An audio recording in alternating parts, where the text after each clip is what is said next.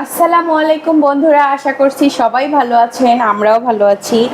তো আপনাদেরকে আজকে একটা হট টপিক বলবো, বাংলাদেশের সুপারস্টার বলেন, মেগা স্টার বলেন, শাকিব খানকে নিয়ে আর তার সহধর্মিণী বুবলি। তো বুবলি হচ্ছে একটা হচ্ছে আজকে হট টপিকে আছে, তো তাকে নিয়েই আজকে আলোচনা করা হবে। আমি আছি, সাথে আছেন মুবাশশিরা তাসনিম চ্যানেল থেকে মুবাশশিরা, মৌমিতা। তো আমরা দুজনে আজকে আপনাদেরকে এই টপিকে কিছু কথা বলবো। তো আমরা আসলে নর্মালি এরকম ভিডিও বানাই না, তো আজকে নতুন। তো আশা করছি আপনারা সবাই শেষ পর্যন্ত ভিডিওটা দেখবেন এবং আপনাদের মতামত জানাবেন আর কি। তো আমরা এটা বলতে চাচ্ছি যে আলহামদুলিল্লাহ, বুবলি হচ্ছে তার একটি কন্যা সন্তানের জন্ম দিয়েছেন বিদেশে। তো তিনি সবসময় এই কাজটা করেন। এর আগের সন্তানও তিনি হচ্ছে বাইরের দেশেই জন্ম দিয়েছিলেন। এটা হচ্ছে তার দ্বিতীয় সন্তান, কন্যা সন্তান শার্লিন খান। মাশাআল্লাহ, নামটাও সুন্দর হয়েছে।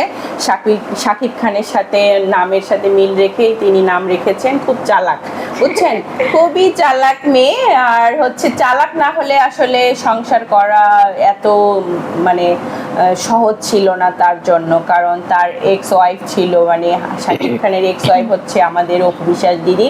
তো অপু বিশ্বাস দিদিও আমাদের কিন্তু অনেক ভালোবাসার একজন মানুষ, তাকেও আমরা অনেকেই ভালোবাসি এবং দুইজনেরই কিন্তু ভক্ত মানে অনেক আছেন বাংলাদেশে। এমন কোনো মানুষ নাই যে তাদেরকে চিনে না এবং তারা আলোচনায় থাকে না। তারা বিভিন্ন সময়ে বিভিন্ন ধরনের মানে পারিবারিক কর্মকাণ্ড নিয়ে, হট টপিক নিয়ে এই আলোচনায় থাকেন। কিন্তু তাদের দুজনেরই কাজ এটাই, আসলে সিনেমার থেকে তারা দুজন পারিবারিক সম্পর্ক নিয়েই হট টপিকে থাকেন বাংলাদেশে।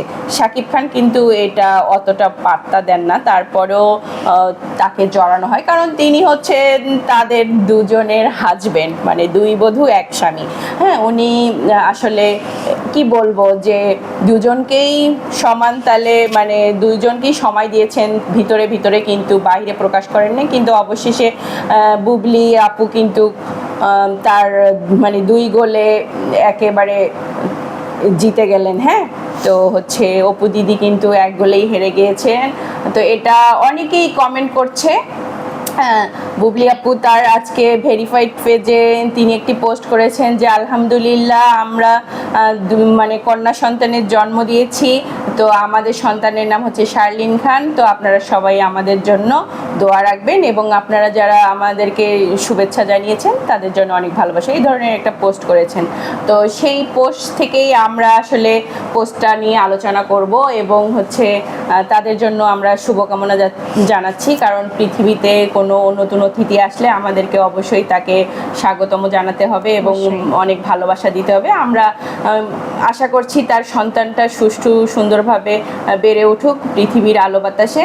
তো এই নিয়ে আলোচনা করছি। তার চলুন দেখি যে তার ভেরিফাইড পেজে কি পোস্টে কমেন্ট আসছে। অনেক সুন্দর সুন্দর কমেন্ট আসছে এবং সেটা নিয়ে আমরা আলোচনা করব এবং রোস্ট করব আর কি। একটু আমরা রোস্ট ভিডিও নর্মালি বানাই না, তো এটাই প্রথম, তো আপনারা দেখবেন অবশ্যই। তো মুবাশশিরা তাসনিম, আপনি একটু কমেন্টগুলো পড়েন, দেখি কিরকম লাগে আর কি। একজন লিখেছেন, অভিনন্দন কন্যার মা বাবাকে, সামনে বিশ্বকাপের খেলা।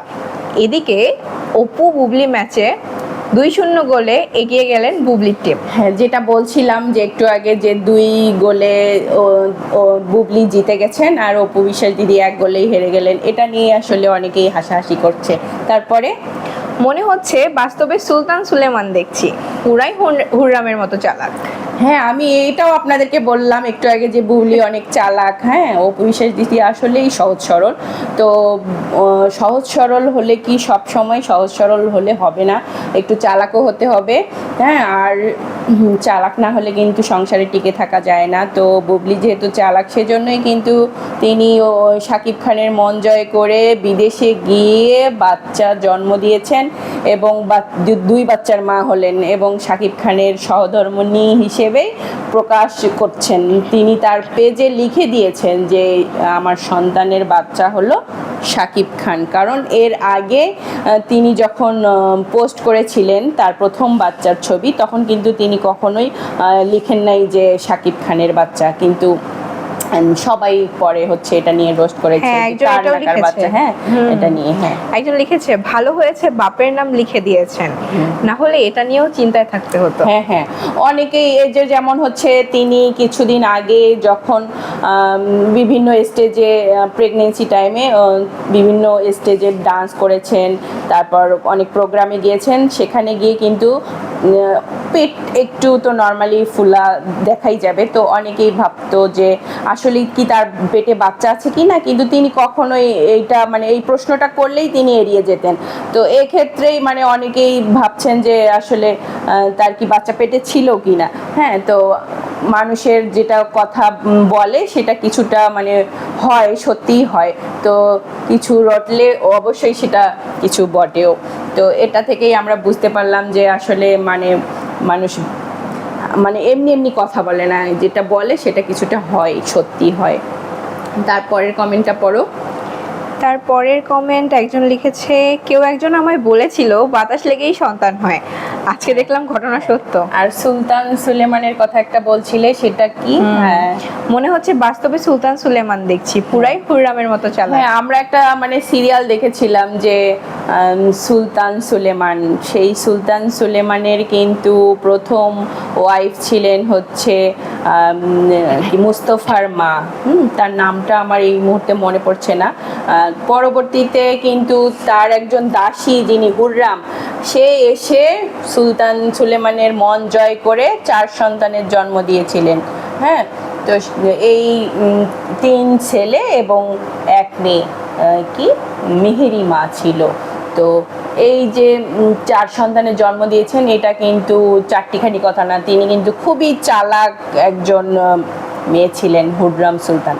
তো একজন সুলেমানের যে সুলতান সুলেমানের মন জয় করা কিন্তু চারটিখানি কথা ছিল না, অথচ কিন্তু সে কিন্তু দাসী ছিল এবং তার এক্স ওয়াইফ কিন্তু বিয়ে করা ছিল। তাদের নিয়ম ছিল না যে যাকে তাকে বিয়ে করা যাবে না, দাসীকে বিয়ে করা যাবে না, তাদের জন্য দাসী সব সময়ই থাকতো, কিন্তু দাসীকে কখনো বিয়ে করা যাবে না। কিন্তু এই নিয়ম ভেঙে গিয়ে তিনি প্রথম দাসীকে বিয়ে করেছিলেন, হুররাম সুলতানকে, এবং তার মন জয় করে সে ওখানে টিকেছিল এবং ওখানকার সম্রাজ্ঞী হয়েছিলেন। তারপরে একটা কমেন্ট পড়ো দেখি। একজন লিখেছে কিন্তু সব দোষ বুবলির, সাকিব আর অপু তো সবার বাপ মা, সাধু। তো অনেক মজার কথা অনেকেই লিখেছে, তো অনেকে রোস্ট করেছে, ফানি কমেন্ট করেছে, এবং বেশিরভাগই সবাই হচ্ছে বুবলিকে ওয়েলকাম জানিয়েছে এবং তার সন্তানের জন্য অনেক শুভেচ্ছা জানিয়েছে। আমরাও চাই যে আমাদের দেশের একজন সুপারস্টার বলো, মেগাস্টার বলো, তার যেন সুনাম ধরে রাখতে পারে, এবং যেহেতু বুবলি আপু মুসলিম, সেক্ষেত্রে তার ক্ষেত্রে এটা অনেকটা সহজ হয়ে গেছে। আর হচ্ছে একজন অন্য ধর্মের ব্যক্তি এসে যখন বিয়ে করবে, যেটা হচ্ছে অপু বিশ্বাস দিদির ক্ষেত্রে হয়েছে, তো অনেকেই এটা পছন্দ করেন না।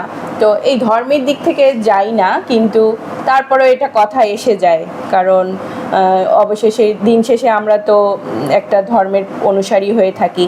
তো এক ধর্ম থেকে অন্য ধর্মে এসে কিন্তু তার নিয়ম কানুন মেনে চলা অনেক মানে কঠিন হয়ে যায়।